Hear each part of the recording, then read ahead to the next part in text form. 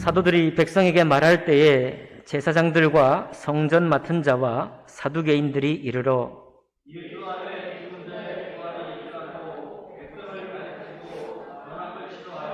그들을 잡음에 날이 이미 저물었으므로 그 이튿날까지 가두었으나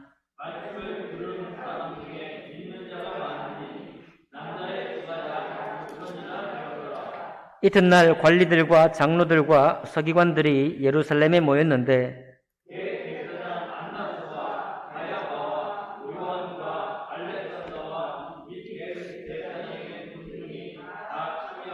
사도들을 가운데 세우고 묻되 너희가 무슨 권세로 누구의 이름으로 이 일을 행하였느냐?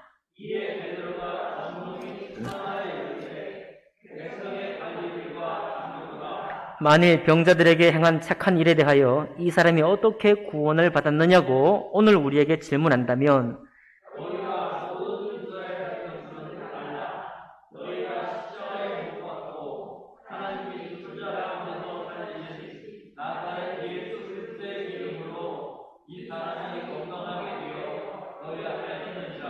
이 예수는 너희 건축자들의 버린 돌로서 집 모퉁이에 머릿돌이 되었느니라.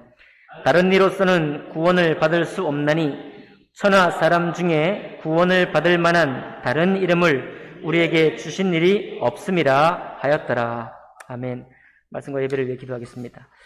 살아계신 하나님 아버지, 또 성령으로 감동하신 이 말씀을 하나님 오늘 우리가 전하며 나눌 때 동일한 성령님께서 저희들의 마음을 감동하여 주셔서 사도들의 이 믿음과 같이 저희들의 믿음이 또 성숙하며 성장하며 또 사도들의 나타내 보였던 그런 믿음의 행보를 따라 우리가 함께 걸어갈 수 있도록 축복하여 주시옵소서. 주님께서 그렇게 우리를 인도하실 것을 믿고 감사드리며 귀하신 우리 주 예수님 이름으로 기도하옵나이다. 아멘. 예, 오늘 이 4장에 있는 말씀을 본문으로 해서 의인이 받는 핍박이라는 제목으로 하나님 말씀 나누겠습니다. 요즘 도로 등장하는 유행하는 표현이 하나 있습니다. 그게 뭐냐면 그와 동시대를 산다는 것만으로도 행복하다. 혹시 들어보셨나요? 이거 뭐 탁월한 예능인이나 스포츠 선수들을 주로 일컬을 때 이런 말을 합니다. 연하킴이라는 김연아, 손세이셔널이라고 하는 손흥민, 또 아주 조수미, 천상의 소리라고 하는 조수미, 이런 사람들을 이렇게 소리를 경험하고 또 플레이를 직관하면서 야, 어떻게 저렇게 경기할 수 있을까? 그 경기력, 또 전 세계적으로 정말 뒤지지 않는 탑 클래스인 조수미, 이런 사람들과 함께 내가 동시대를 살고 있다는 것 자체가 행복하다. 그런 얘기를 젊은 사람들이 보통 합니다.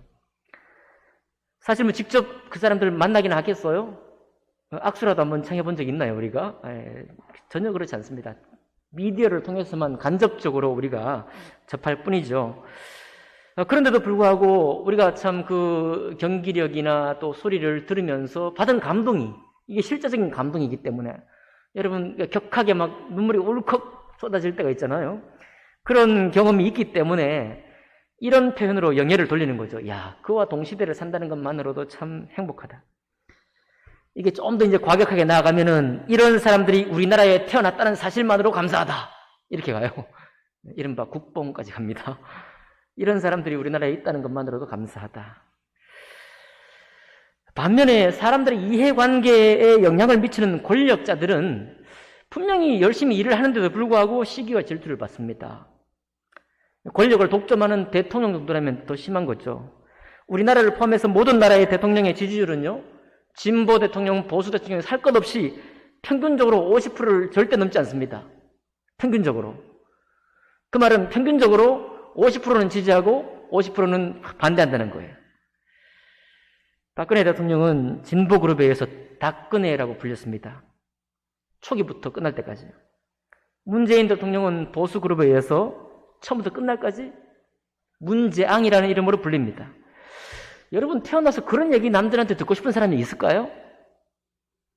여러분 이름을 그것도 이름을 이렇게 뒤집거나 뭘 해가지고 성을 바꾸거나 해가지고 이렇게 막 그냥 인간 같지 않은 뭐 이런 식의 표현을 듣고 싶어서 사는 사람이 있겠습니까?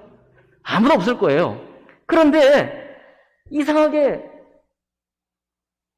다 수고하는 거예요. 수고하는데도 불구하고 시기와 질투뿐만 아니라 그 권력을 인정하지 않는 사람들이 있습니다. 왜 그럴까요? 아마도 직접적인 이해관계에 영향을 미치기 때문에 그렇습니다. 보세요. 김연아나 손흥민은 여러분과 저의 삶에 이해관계에 아무런 영향을 미치지 않습니다. 예, 그냥 감동적이고 인생에 쉼을 주기도 하고요. 여가 생활을 즐기는 데 도움을 줍니다. 그런데 대통령이라는 존재는요, 우리의 경제적인 삶과 정치적인 삶에 직접 피해 내지는 직접적인 이익을 결정할 만한 존재이기 때문에 그냥 달려들어서 물어뜯기도 하고 지지하기도 하고 그렇게 하는 것 같아요. 복음은요, 그러면 여러분, 복음은 이렇게 스포츠 선수들이나 노래를 잘하는 조수미처럼 영예를 돌리는 쪽에 속할까요? 아니면 두 번째 그룹인 이 정치적인 지도자처럼 비난당할 일에 속할까요? 예수 그리스도를 전한다는 것이 어디에 속할까요? 오늘 말씀을 보니까 이 둘 모두가 복음에 대한 같은 반응이에요. 예? 예수님 말씀을 들을 때, 예수님이 누구시라는 말씀을 들을 때 똑같이 어떤 분은 영예를 돌립니다. 아까 뭐라고 그랬어요? 그와 동시대를 산다는 것만으로도 행복하다. 그런 표현처럼 내가 예수 이름 부를 수 있다는 사실만으로도 정말 행복하다, 감사하다, 이렇게 반응하는 사람이 있는 반면에 어떤 사람들은, 여러분, 예수 믿으면 우리의 삶에 변화가 있을까요, 없을까요? 우리의 생활 방식에 변화가 있을까요, 없을까요? 예, 있으니까 자기 직접적인 이해관계에 영향을 미치는 거예요. 습관적으로 하던 일을 때로는 하지 않게 되는데 이 사람들은 하지 못하게 될 것처럼 오해를 합니다. 예, 믿으면 하지 않게 될 것인데 믿으면 하지 못할 것처럼 해서 거부절을 하죠. 여러분, 우리가 예배 생활이 지금 우리가 너무 자연스러운데 그 사람들은 예배 생활을 한다는 것 자체가 너무 불편한 거죠. 이 시간, 이 중요한 수요일 저녁 시간, 일하고 피곤한 시간, 이 시간에 예배를 드린다는 게 일처럼 느껴집니다. 일처럼. 그러니까 어때요? 다른 것으로도 예수 믿는 복음을 반대하지만은 내 삶에 이해관계에 직접적인 뭔가 영향을 미칠 거라고 생각하기 때문에 때로는 비난이나 비방을 더 하게 되는 사람들이 있는 거예요. 참, 우리는 그런데 그 두 쪽 가운데 예수 이름을 기뻐하는 쪽에 속해 있으니까 감사하죠. 진리 되신 주님과 함께 하니까요. 우리가 그 예수이라는 이름을 이렇게 마음껏 부를 수 있으니까요.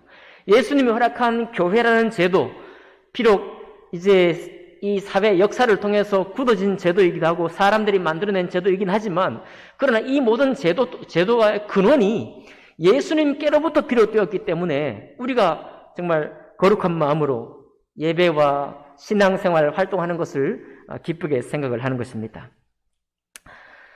근데 우리는 그렇지만은 오늘 여기 4장 1절에 봐요. 사도들이 백성에게 말할 때에 제사장들과 성전 맡은 자와 사두개인들이 이르러서 예수 안에 죽은 자의 부활이 있다고 백성을 가르치고 전함을 뭐 했어요? 싫어했다. 사실은 제사장은 하나님의 성전에서 제사의 직분을 맡은 사람이고, 성전 맡은 사람은 누구냐면 레위 지파 중에 특별히 선발된 사람들이에요. 성전 예배의 모든 것들을 주관하라고. 사두개인은 보통 이제 부활은 믿지 않는, 그러나 하나님을 믿고 성경을 믿는 점잖하고 하고 귀족적인 태도로, 신사적인 태도로 하나님을 섬기는 사람들이 사두개인들이거든요. 속죄를 하는 제사장들하고 성전 예배를 맡은 선발된 레위 지파 사람들하고, 그리고 많은 사람들에게 신사적으로 여겨지는 사두개파 사람들이 와서, 이 사람들은 하나님 말씀을 읽기를 좋아하고 하나님 뜻 안에 산다는 것을 자랑하기를 좋아하는 사람들인데, 바로 이 사람들이 예수 안에 죽은 자의 부활이 있다고 전파하고 있는 베드로와 요한을 싫어하고 있습니다. 핍박을 하고 있는 것이죠. 얼마나 싫어했으면은 그들을 잡음에 날이 이미 저물었으므로 이튿날까지 가두어 버렸다. 감옥에 가둬 버린 거예요. 예. 무슨 죄명이 지금 법정에서 심판하고 한 것도 아닙니다. 무슨 선고를 내린 거 아니에요. 재판장이 선고를 내린 것도 아닌데 종교적으로 이 사람들을 잡아 가두어서 이틀 동안이나 가둬놓고 있었습니다.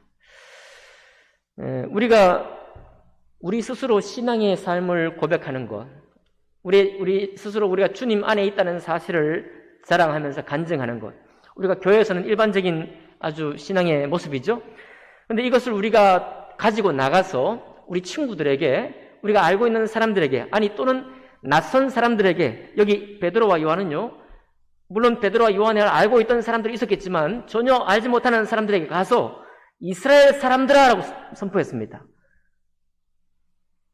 이스라엘 사람 전체를 대상으로 선포하는 것처럼 그렇게 복음을 얘기했거든요. 그렇게 얘기했을 때 우리의 간증이나 우리의 신앙생활을 보고서 우리를 사모하는 사람들이 있어요. 그런 사람들이 요즘 우리가 좀 보기 드물어서 그렇지, 그런 사람들이 있었기에 우리가 있었고, 우리가 있었기에 우리를 통해서 신앙이 전파되고 있었거든요. 그렇게 믿습니까? 오늘 보니까 4절 보니까요, 베드로와 요한의 말씀을 듣고 말씀을 들은 사람 중에 믿는 자가 많으니 남자의 수가 약 5천이나 되었더라. 지금 성령께서 강림하셔서 이 성령께서 역사하시는 것이 엄청나게 불꽃처럼 강렬하게 역사하실 때 아니겠습니까? 그때에 똑같이 하나님의 말씀을 전했고 하나님의 말씀을 증거했는데 이 성령 하나님의 역사 때문에 엄청난 말씀의 회심, 말씀을 듣고 회개하고 주님께 돌아온 사람이 많았다는 것입니다. 여러분과 제가 지금 신앙생활을 잘 하고 있습니다. 이제 코로나19가 이제 끝나가고 있으니까 우리가 그 전에 했던 정말 바깥에 노방에 나가서 예수님을 전한다는 거, 지금은 이제 기독교에 대한 인식이 코로나 이전보다 훨씬 더 나빠졌기 때문에 쉬운 일은 아닙니다. 쉬운 일은 아니에요. 그러나 오늘 말씀이 우리에게 다시 무엇인가를 말씀해주고 있는데 무엇을 말하고 있는가 하면 우리가 진리를 알고 우리가 예수 이름을 자랑하고 정말 주님의 이름을 내가 부를 수 있다는 사실이 감사하다는 고백이 우리 안에서만의 고백이 아니라 우리 집 밖을 넘어, 우리의 교회 밖을 넘어 이것이 전해져야 하리라는 사실을 오늘 여러분과 저에게 다시 도전해주고 있습니다. 이 말씀이 우리에게 도전해주고 있어요.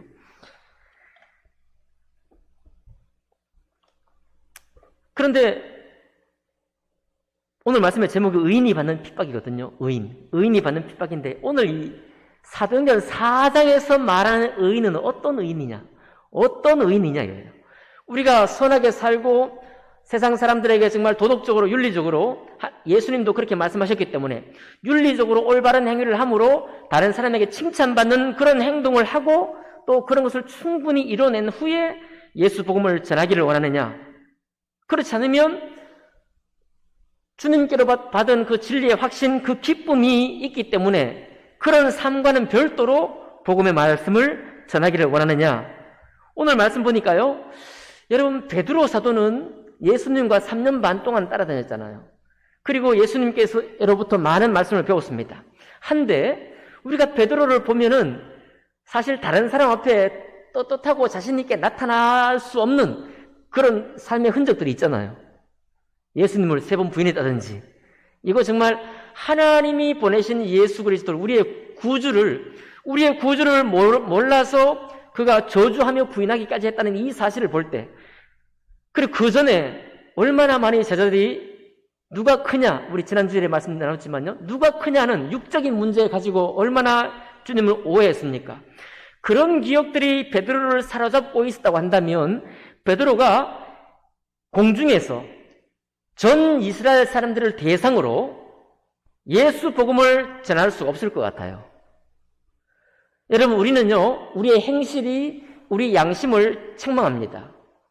우리가 어떻게 살았느냐에 따라서 내가 주님 앞에 바르게 살지 못하면 그렇게도 말을 잘하는 사람이 아무리 말을 잘해도 다른 사람 앞에서 예수 복음을 전할 수 없어요. 왜 그렇습니까?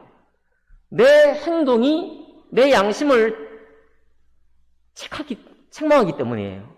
그래서 우리는 어떻게 하든지 우리의 보통의 삶 속에서 우리의 삶의 행실이 다른 사람 앞에 비난거리가 되지 않고 조소거리가 되지 않고 조롱거리가 되지 않고 정말 인정받을 만한 그런 행실이 되기를 바랍니다.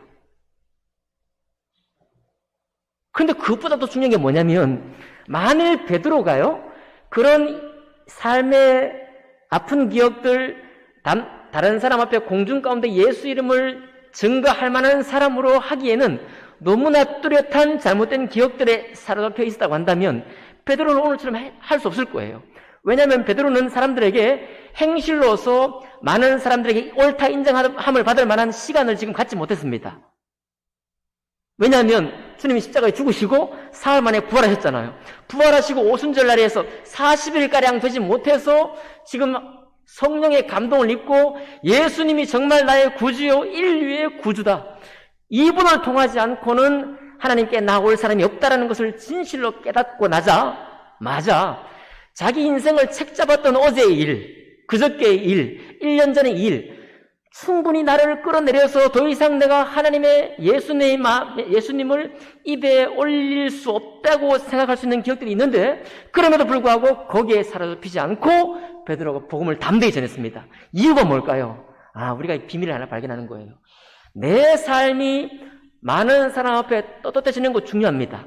중요한데 그것보다 그리스도인의 급선무는 뭐냐면 우리가 만난 예수님이 얼마나 내 삶 속에 주님의 이름이 나를 사로잡고 있는가라는 것입니다.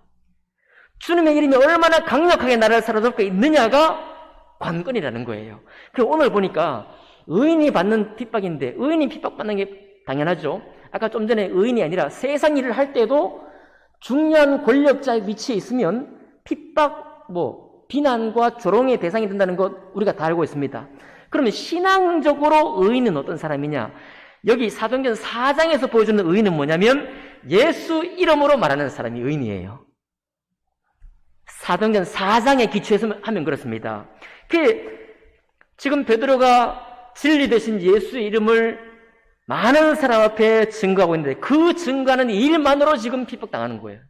베드로 이전 삶에 대해서가 아니라 너 예수님을 그렇게 못되게 굴었잖아. 이런 걸로 지금 핍박당하는 게 아니고 그것과는 전혀 상관없이 예수의 복음을 전했다는 사실만으로 지금 핍박당하고 있는 것입니다.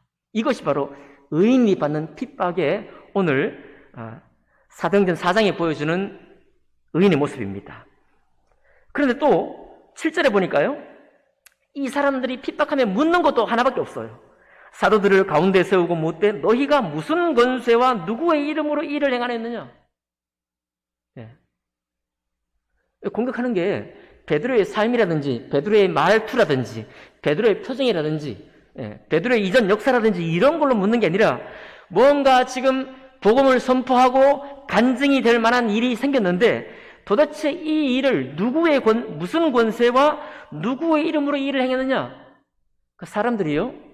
우리가 예수님 복음을 전하고 예수 안에 서 있다는 것이 분명해질 때는 사람들의 질문도 이렇습니다. 누구의 이름으로? 도대체 그분이 누구냐? 누구의 이름이냐? 라고 묻는다는 것이죠. 그렇게 물으니까 9절에 베드로가 이렇게 말합니다. 만일 병자에게 행한 착한 일에 대하여 이 사람이 어떻게 구원을 받았느냐고 오늘 우리에게 질문한다면 베드로의 대답도 한결같죠? 이 사람이 어떻게 구원을 받았느냐고 오늘 증인 중에 한 사람이 있죠? 40년 동안 안진병이로 날 때부터 안진병이었다가 예수 복음을 듣고 아니죠. 베드로와 요한이 나사렛 예수 이름으로 일어나 걸으라 했던 그 성령의 명령을 듣고 일어나 선 사람을 보면서 질문하는 겁니다. 어떻게 이 사람이 구원받았느냐고 우리에게 질문한다면 하는 거예요. 그러니까 결국은 예수 이름을 전해서 핍박받는데 그 대답 또한 어디로 흘러가요? 누구냐 누구 이름이냐? 누가 이렇게 구원했느냐? 라고 흘러간다는 것입니다. 그러니까 쭉 12절, 13절 계속 봐요. 다른 이로서는 구원을 받을 수 없나니 천하 사람 중에 구원을 받을 만한 다른 이름을 우리에게 주신 일이 없음이라 하였더라. 그러니까 그리스도의 초점이라는 것이 우리가 정말 감사할 뿐만 아니라 내 영혼이 내 마음과 몸과 우리의 삶이 사로잡혀 있어야 마땅할 분이 누구냐면 바로 예수 이름이라는 겁니다. 이게 우리의 구원을 준 우리의 신앙생활을 시작하게 한 단지 그분으로서가 아니라 베드로처럼요, 자기 입과 자기 마음의 모든 태도를 사로잡아서 삶의 변화를 힘있게 이끌고 있는 분, 그럴 뿐만 아니라 이 예수 이름으로 그 40년 된 안전병이가 일어나 걷게 되었다고 하는 이 사실, 그 사실에 모든 초점이 맞춰져 있는 것입니다. 다른 이로서는 구원받을 수 없다 이거예요. 천하 사람 중에 구원받을 만한 다른 이름을 우리에게 주신 일이 없다라고 얘기를 합니다. 그랬더니 또 뭐라고 합니까? 17절 쭉 넘어갑니다. 하니까 이 비방하고 핍박하는 사람이 뭐라고 하는가 하면, 이것이 민간에도 퍼지지 못하게 그들을 위협하여 이후에는 이 이름으로 아무에게도 말하지 말게 하자. 무슨 이름으로요?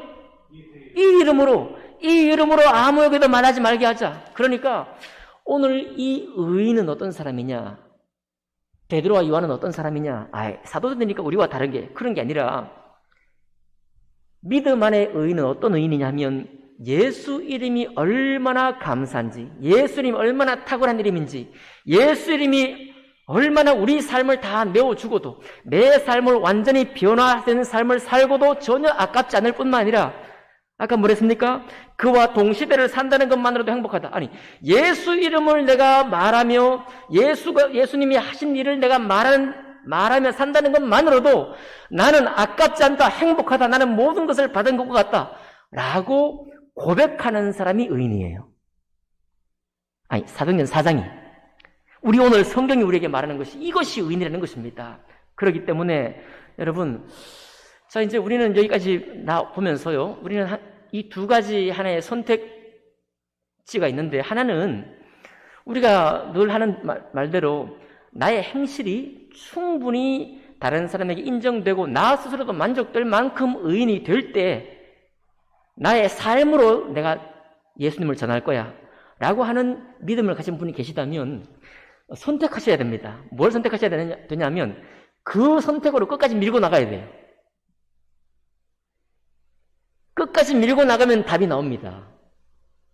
끝까지 밀고 나가면, 그 말은 뭐냐면 정말 내가 달라진 언어, 변화된 언어, 또 성도와의 교제 속에서 정말 은혜로운 모습, 세상 사람들을 만나서 어떤 문제를 만날 때도 그냥 격동하지 않고 노여움을 누그러뜨리면서 정말 주님에게 기도하고 마음에 주신 감동을 따라서 말할 수 있는, 이렇게 우리가 살기를 원한다면 그렇게 쭉 한번 밀어가 보시기 바랍니다.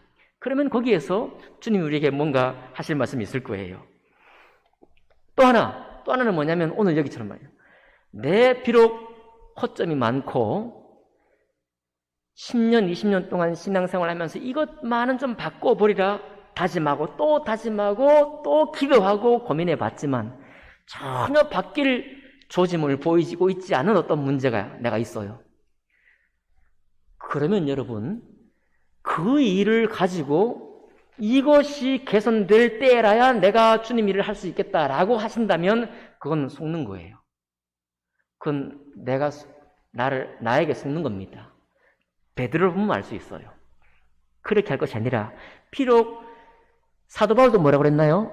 내가 약할 그때에 주님이 강함이라고 그랬잖아요. 내 약함이 다른 사람에게 빤히 보이지만, 그래, 나 약해요. 나 이거 해결 못해요. 나 이 성품에 있는 일, 이거 정말 나도 어쩔 수 없어요.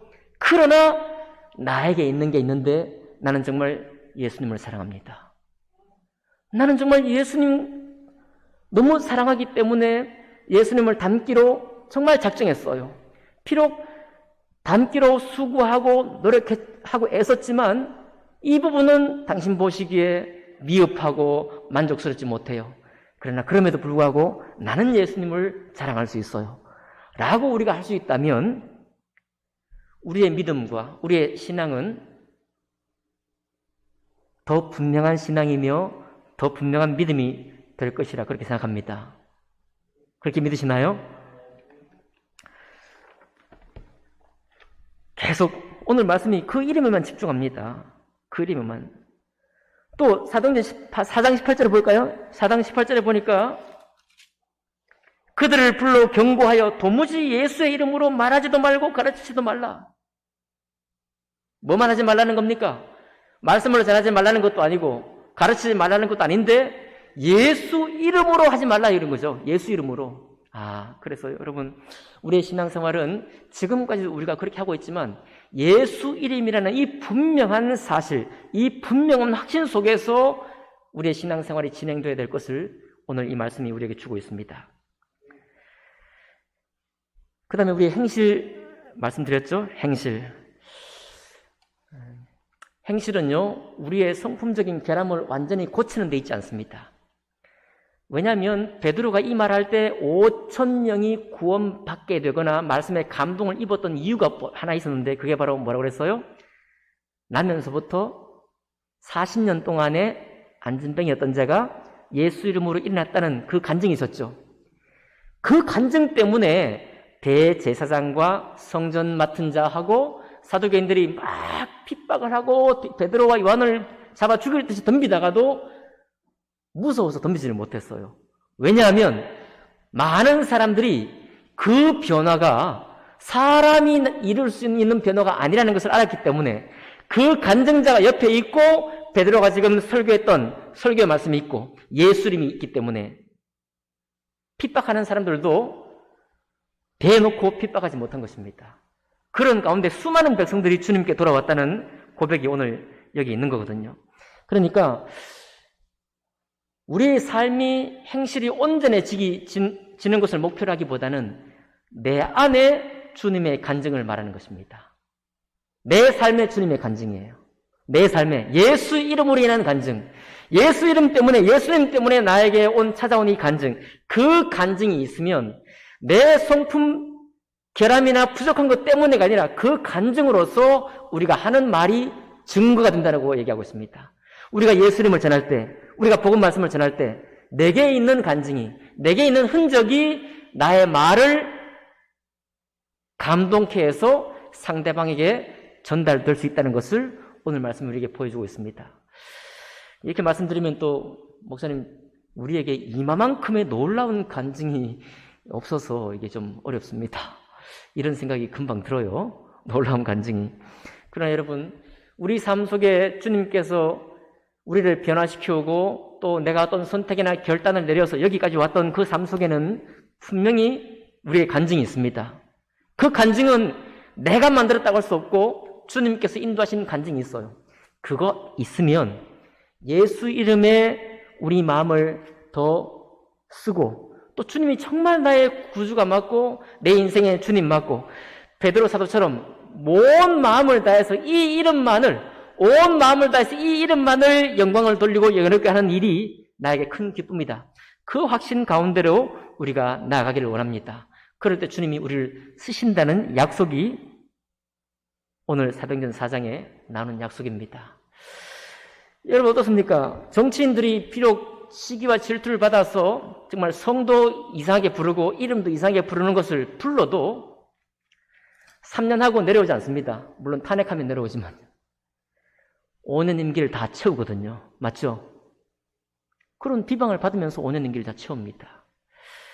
뭔가 있겠죠? 뭔가 좋은 것이 있을 것 같습니다.